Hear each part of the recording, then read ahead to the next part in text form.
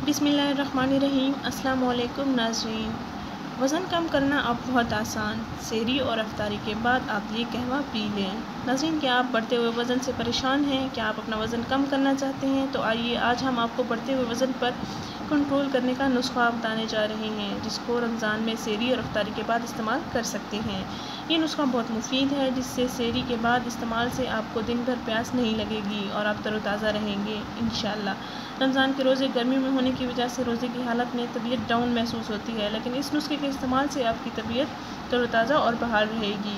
आपको रोज़े से तंगी महसूस नहीं होगी। जो लोग गर्मी के डर से और प्यास लगने के डर से रोज़ा छोड़ देते हैं, उन हज़रात को ये नुस्खा ज़रूर शेयर करें, सवाब कमाएँ, ताकि वो भी रोज़ा रख सकें और अपनी बख्शिश करवा सकें।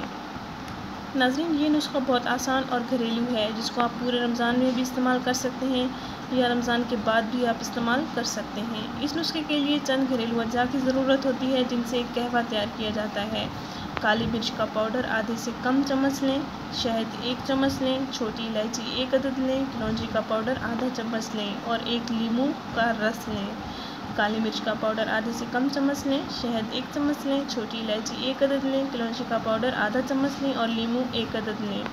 नाज़रीन, इन अज्जा को आप 1 गिलास पानी में एक बार उबाल लें और फिर ठंडा करके पी लें। नाज़रीन, सेहरी के बाद आप चाय की जगह ये कहवा पी लिया करें, आपके लिए कोई प्रॉब्लम नहीं है, इसका कोई साइड इफ़ेक्ट नहीं है। नाज़रीन, ये नुस्खा इस्तेमाल करने से आप हर किस्म की अंदरूनी बीमारियों और जिस्म में पैदा होने वाली हर किस्म की अंदरूनी बीमारियों और चर्बी पैदा होने से कंट्रोल हो जाएगी। इस टोटके से आपका वज़न भी कम होगा इंशाअल्लाह और आपका रमज़ान भी अच्छा गुजरेगा। नाज़रीन, हमारी वीडियो उन हज़रात के साथ ज़रूर शेयर करें जो रोज़ा रखने से कासिर हैं, ताकि वो रमज़ान से फ़ायदा हासिल कर सकें और अपनी बख्शिश करवा सकें।